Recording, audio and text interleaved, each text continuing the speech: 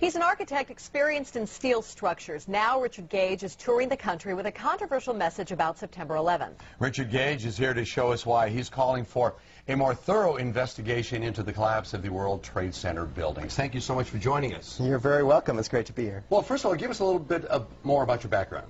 Well, I'm an architect of 20 years, member of the American Institute of Architects, and have been studying steel-framed, fireproof buildings for about that long. We ask that for clarification because as we get into this, we want people to make sure that you're not just somebody with a wacky idea. Right. Okay, you come with some science to you. What is the official reason for the collapse of the World Trade Center towers? Well, we're told that the planes hit the buildings and there was an explosion and a fire, and about an hour and a half later, in the case of the North Tower, the buildings collapsed due to structural weakening due to the fires.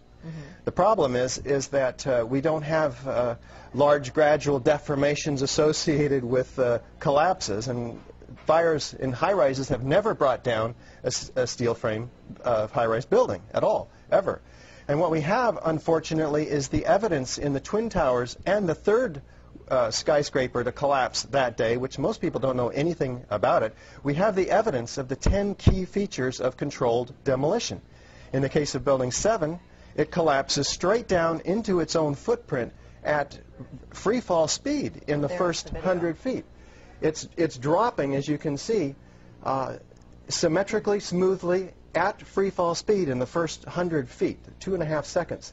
This is uncanny. There's 40,000 tons of structural steel designed to resist this collapse. Is it, what, a 47-story building? Yeah, this is called Building 7, right a football field away from the Twin Towers.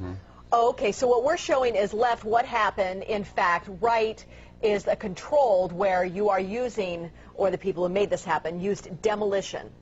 Indeed, and it's a direct comparison.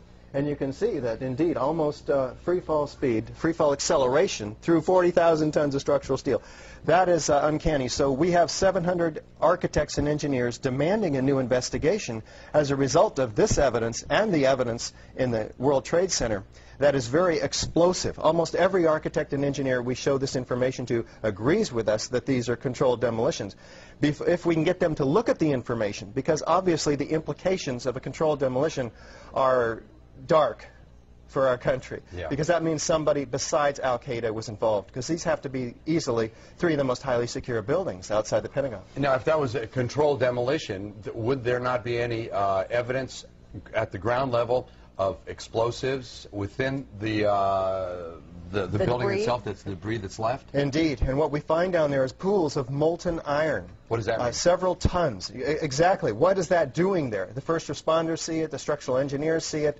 It's documented by FEMA, the melting of steel. Normal office fires is what's supposed to have brought these buildings down, along with jet plane impacts. But jet fuel and office fires don't produce molten iron or molten steel. It doesn't begin to melt until 3,000 degrees. But what we have is the fires only produce maybe 1,600 degrees. So what produced all that molten iron? Well, it has in it the chemical evidence of a special incendiary, which is thermite, a high-tech incendiary used to cut through steel like a hot knife through butter. Indeed, in all of the dust throughout lower Manhattan, we have a 4 to 6 inch thick layer of this dust, and throughout it we have evidence of tiny spheres, billions of them, several tons of previously molten iron. Well, how does that happen? If you have molten iron, the byproduct of thermite is molten iron, and it's dispersed throughout all of this dust. Now, you were allowed to go in and get samples and examine it? Oh, there's plenty of dust. A lot of people have this dust, and 4 of these samples have been sent to physicist Stephen Jones, formerly of Brigham Young University. And they find in it not only these spheres, which others have found too, USGS, R.J. Lee, doing toxicological studies. These spheres have iron, aluminum, fluorine, manganese, very unusual elements associated only with thermite. And there's small chips of unignited thermite as well. This is very high-tech thermite, nanothermite. It's not found in a cave in Afghanistan. It's produced in very sophisticated Defense Department contracting laboratories. Okay, well, we have an enemy here.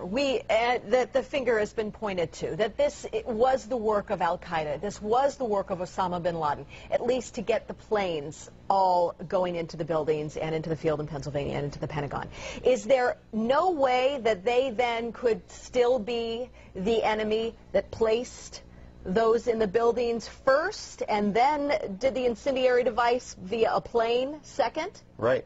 Well, what you have to ask is who had access to the buildings? Did Al-Qaeda have access to these highly secure buildings? Probably not. Did they have access to sophisticated nanothermite, where the particles are 1,000 times smaller than a human hair? Probably not. Somebody else has to be investigated, and that's why we have 700 architects and engineers demanding a real investigation. We don't have the whole theory as to how this happened, who did it, why. We just lay out the facts like we did last night in the Veterans Memorial Auditorium, and we demand a real investigation, and they'll find out who, why, how, etc. Okay. Then let me ask you, I'm person X. I want to place something in one of those buildings. Where would I carry it? How big would it be? Is it that visible that I would be spotted by security, or could I place it in one of my tooth fillings? Yeah. We're talking about several tons of nanothermite and ordinary thermite. One would have to have access through security. So the security company involved for the World Trade Center should be thoroughly investigated. And it turns out to be Securicom, Stratosec. Somebody should look and see who's on the board of those companies. Some very interesting individuals turn out to be.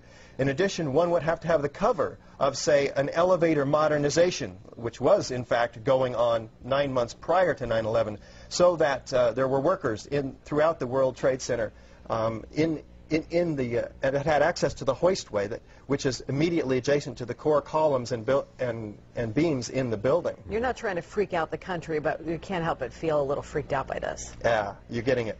Yeah. And, of course, this is something we want to talk with you about a whole lot more, and we're out of time. But we do have a great deal of information on our website, kmph.com. Thank you very much for your time today. You're so welcome. Thank you for opening up a lot to think about. We'll be right back. Results are in, people. Now, this is my favorite pie chart. You guys are going to love this.